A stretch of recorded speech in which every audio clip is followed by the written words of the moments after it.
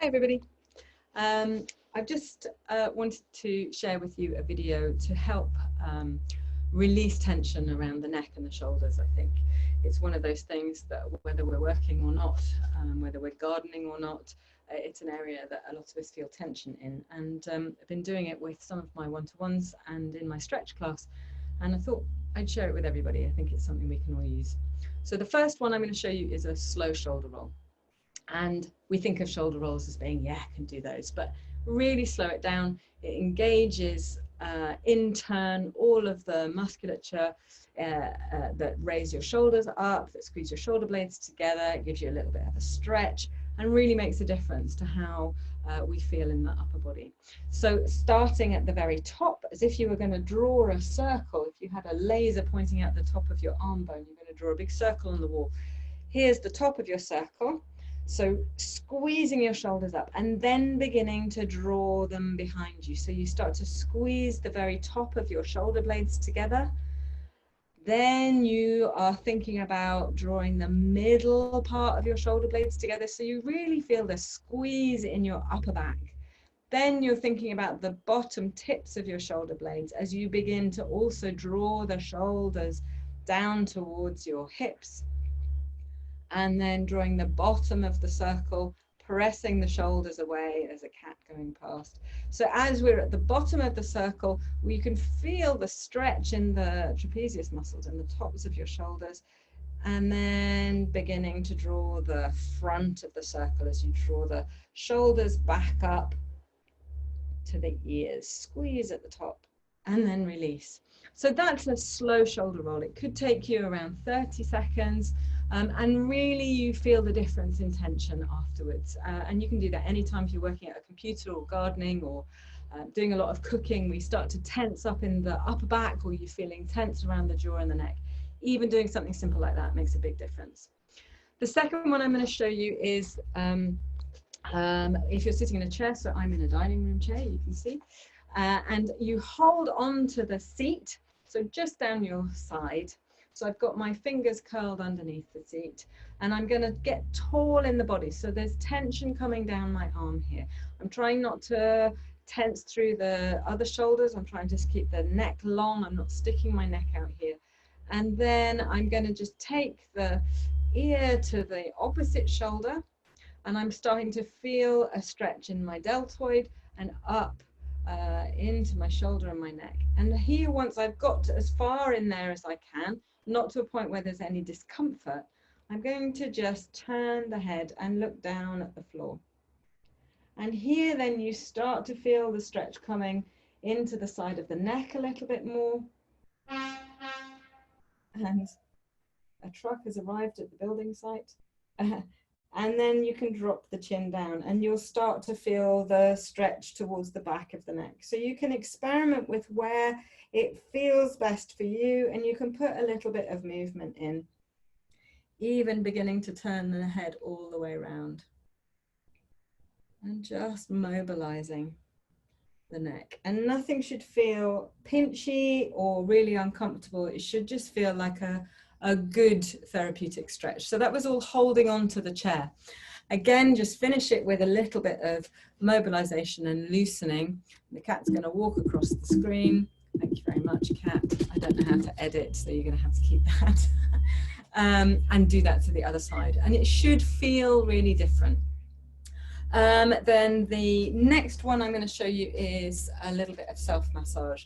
So heel of the hand, fingers relaxed but together and with a little bit of a curl.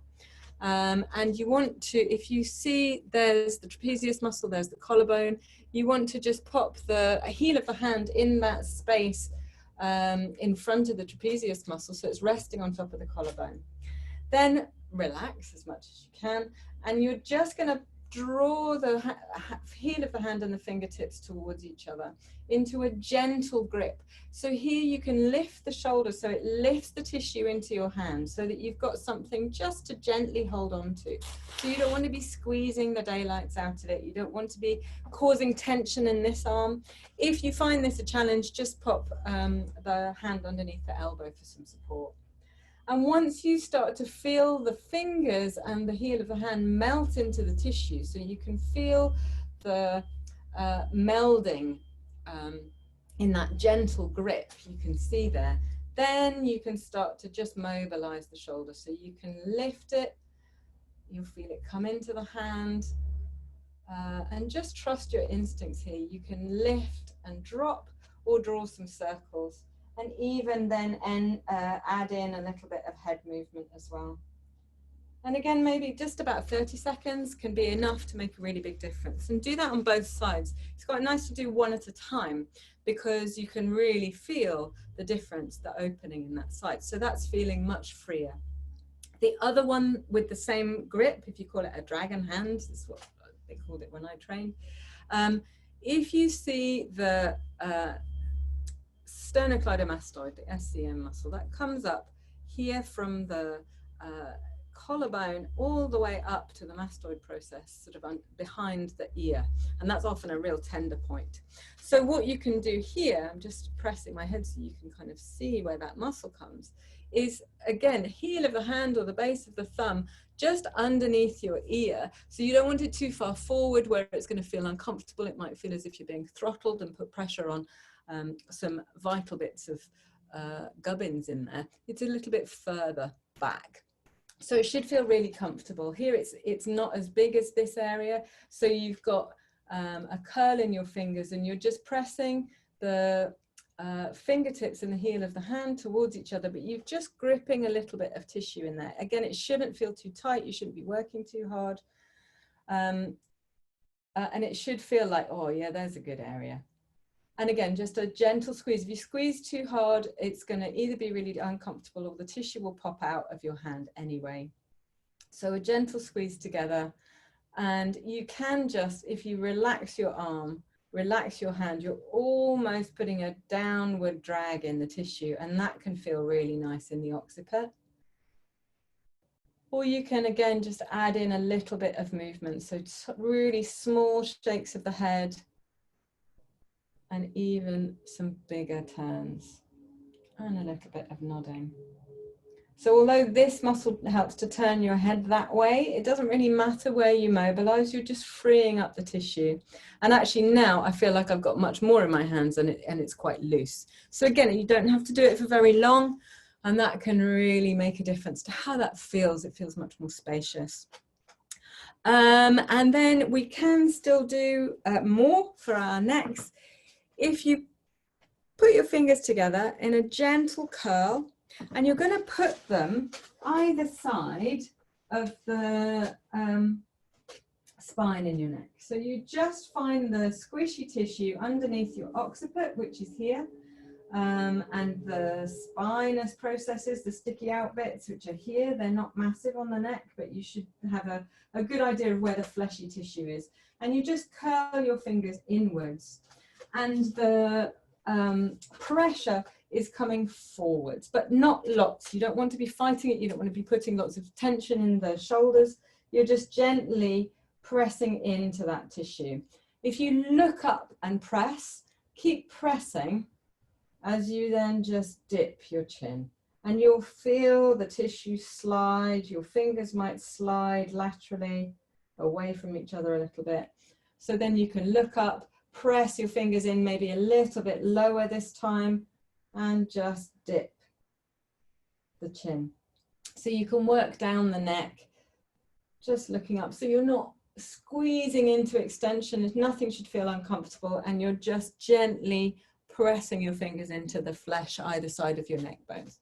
And again, with a little bit of mobilization, and that's great. That can really help to release under the occiput, and especially if you're prone to headaches and neck ache, that's really helpful as well. One more to show you is a massage technique. You need to make sure you haven't got ridiculously long nails. And this is quite nice. It helps to release tension through the jaw and the front of the neck. And if you feel the jaw muscle bone, the maxilla here, you can feel where the edge of the bone is, and you're just at the base of your tongue. So if you move your tongue, you'll feel that you're on that digastric muscle here.